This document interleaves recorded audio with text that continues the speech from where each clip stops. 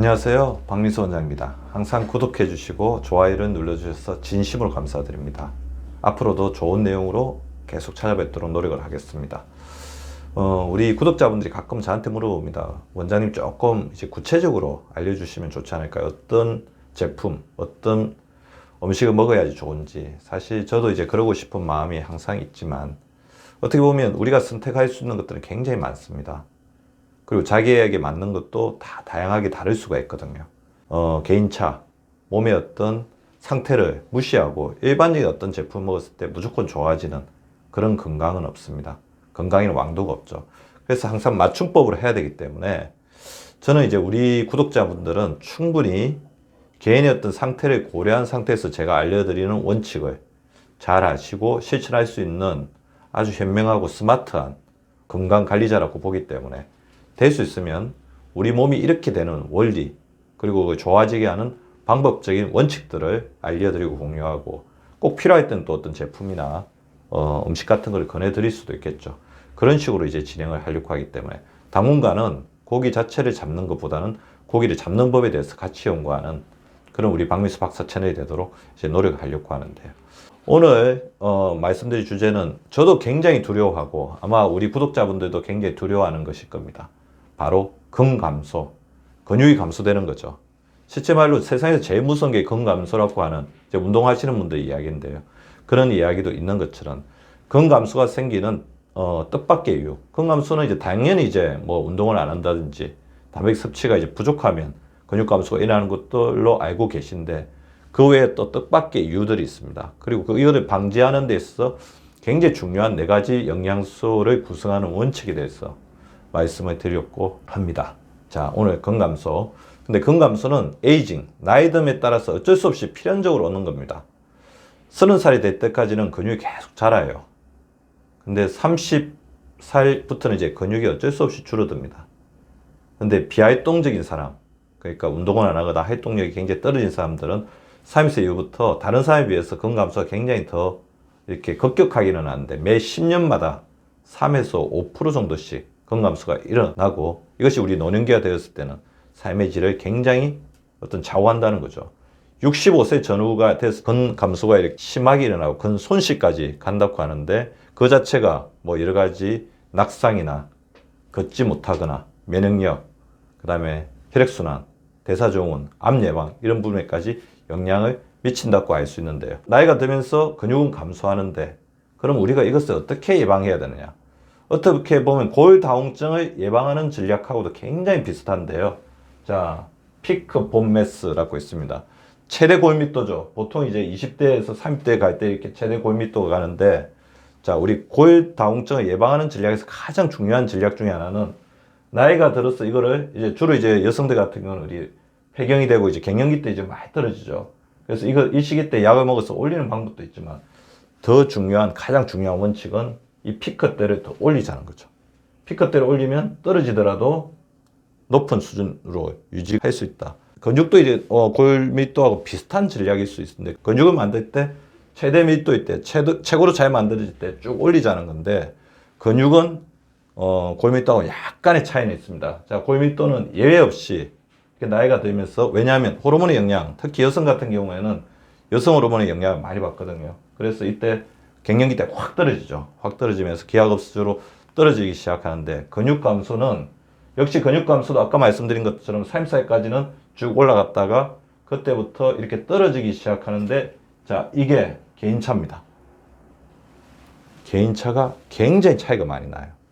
그리고 여기 레벨이 뭐냐면, 이때부터는 뭔가 문제가 생기는, 장애가 생기는 레벨인데, 이까지 떨어지는 사람이 있고 이까지 절대로 안 떨어지는 사람이 있습니다. 물론 이제 최대치를 올리는 것도 중요하지만 최대치를 올려야 되겠죠. 그렇지만 이 이후에 지속적인 근육 보존, 근육 강화를 통해서 이렇게 위험 레벨까지 떨어지지 않도록 하는 게 굉장히 중요한 전략이 되어야 될 겁니다. 자, 근감소. 어떻게 보면 가장 무섭다는 근감소의 첫째 이유는 운동이나 활동이 감소하는 거죠. 그래서 운동을 안 하고 활동을 안 하면 용부용술의 원리에 의해서 근육은 줄어들게 됩니다.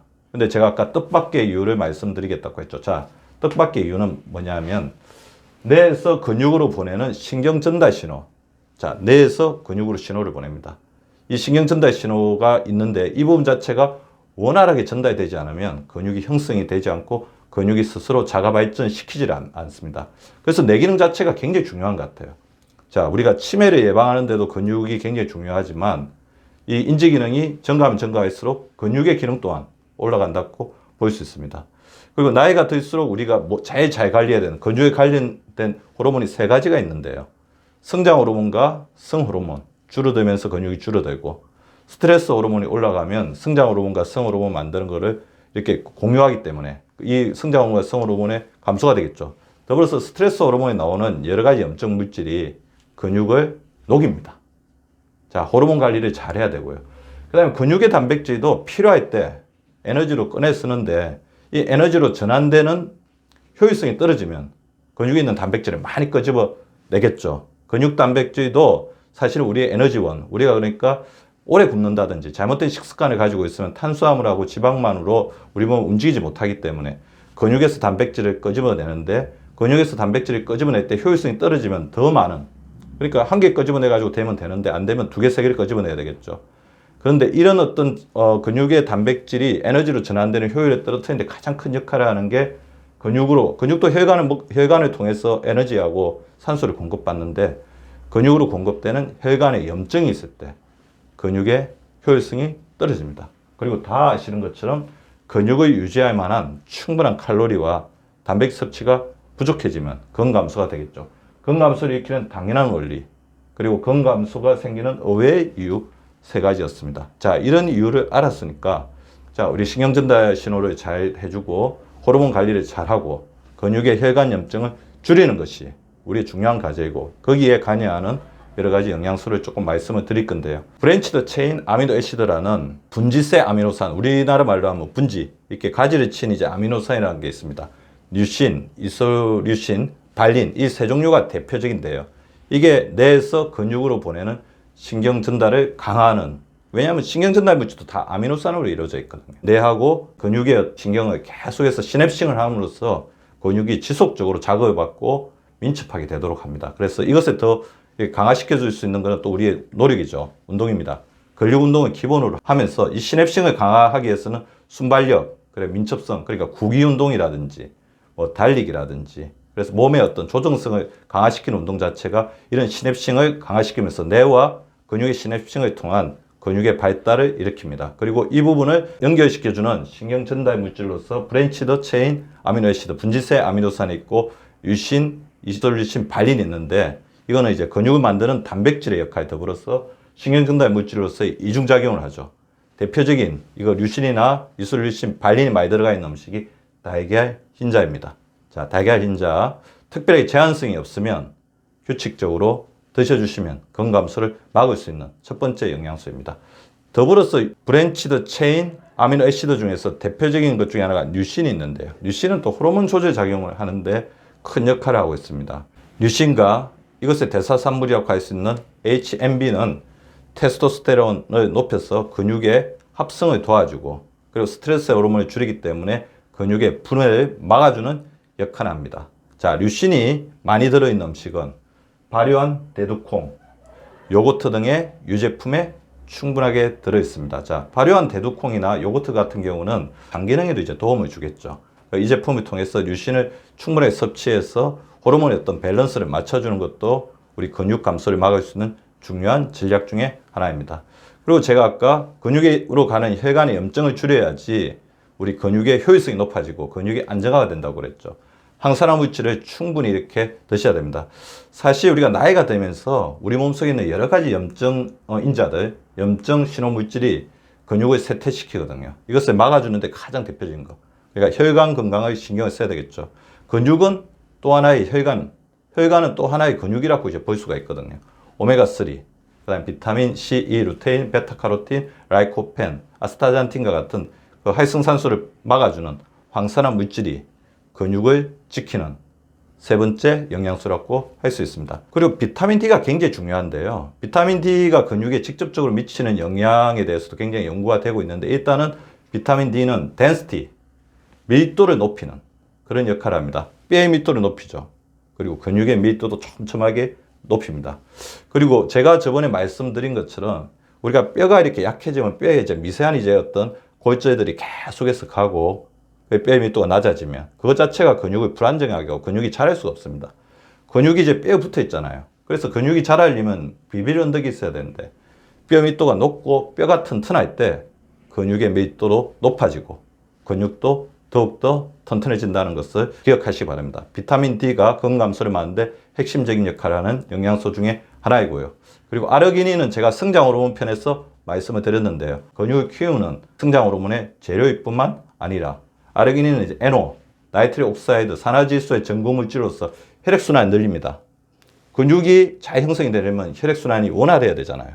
그래서 아르기닌 자체가 이 혈액순환을 늘리기 때문에 근육의 형성, 근육의 생성을 도와주고 아르기닌 풍부한 음식, 아까 제가 말씀드렸던 달걀과 호박씨, 견과류 등에 충분하게 있습니다. 그리고 단백질 섭취를 하는 거 굉장히 중요하죠. 근데 단백질 섭취 못지않게 탄수화물, 단백질, 지방이 균형 잡힌 균형식이 되었을 때 특히 우리가 중년 이후가 되면 이런 균형식을 정확하게 섭취하면서 우리 에너지 대사에서 탄수화물을 쓸 때 탄수화물을 쓰고 지방을 꺼냈을 땐 지방을 꺼내 쓰고 이게 역할 분담이 잘 돼야지 근소실이 적어집니다. 그래서 근육에 대해서 굉장히 신경을 많이 쓰시는 분들은 탄수화물, 단백질, 지방을 4대 4대 2 그리고 조금 완화시켜서 하겠다. 그러면 5대 3대 2 나는 이제 근육은 충분하다. 그럼 6대 2대 2 어쨌든 탄수화물과 단백질과 지방의 어떤 밸런스가 균형이 맞아야 된다는 거고요. 근손실을 막기 위해서 중년 이후에는 새끼를 반드시 섭취하는 게 중요할 것 같습니다. 굶으면 결국에는 탄수화물과 지방에서 꺼내 쓰지만 단백질, 근육에 있는 단백질에서도 끄집어내서 에너지를 쓸 수밖에 없거든요. 패스팅을 하게 되면 근육에서도 빠지게 되니까 근육에 대해서 각별히 신경을 쓴다고 한다면 적절한 운동을 하면서 비만을 관리해주고 무리하게 며칠 동안 굶고 그런 것은 바람직하지 않을 수 있습니다. 그리고 비만을 잘 관리하는 게 중요하죠. 비만은 염증성 지방. 지금 지방 자체는 하나의 염증인자라고 보거든요. 그래서 우리가 지방세포가 많아지면 근육 속에도 지방세포가 끼어 들어가고 그리고 여기 끼어들은 지방세포가 근육을 녹이게 되면서 근감소가 일어날 수밖에 없기 때문에 비만 관리를 잘 해주는 것이 굉장히 필요합니다. 근육을 살리는 운동으로서 시간이 날 때마다 진료실에서 팔굽혀기, 스쿼팅, 자, 무릎 가슴 쪽으로 끌어당기기 운동인데요. 제가 이거는 이제 많이 말씀을 드렸던 것 같습니다. 자, 무릎을 모읍니다. 숨을 내쉬면서 천천히 가슴 쪽으로 끌어당기고 정지 상태로 멈췄다가 그 다음에 숨을 들이마시면서 천천히 내리고 다시 숨을 내쉬면서 가슴 쪽으로 천천히 끌어당기고 정지 상태에서 멈췄다가 숨을 들이마시면서 내립니다. 천천히 해줄 때 우리 근육이 최대 부하를 느끼면서 근육을 더욱더 이제 키우는 운동을 할 수 있을 겁니다. 그래서 저 같은 경우는 시간 날 때마다 팔굽혀기, 스쿼팅, 무릎 들어 가슴으로 당기기 이런 운동을 하고 있고 뭐니 해도 최고의 어떤 근력 강화 운동은 걷기겠죠. 그래서 허벅지 근육과 종아리 근육을 키우는 운동을 하셔야 됩니다. 근육 부자가 최고의 부자라는 사실을 오늘 또 명심하시고 우리의 근육을 더욱더 성장시키는 우리 구독자분들 되시기 바랍니다. 감사합니다. 구독과 좋아요는 박미수 박사 TV를 지속시키는 생명력입니다. 많이 구독해 주시고 좋아요를 눌러 주시기 바랍니다. 항상 감사드립니다.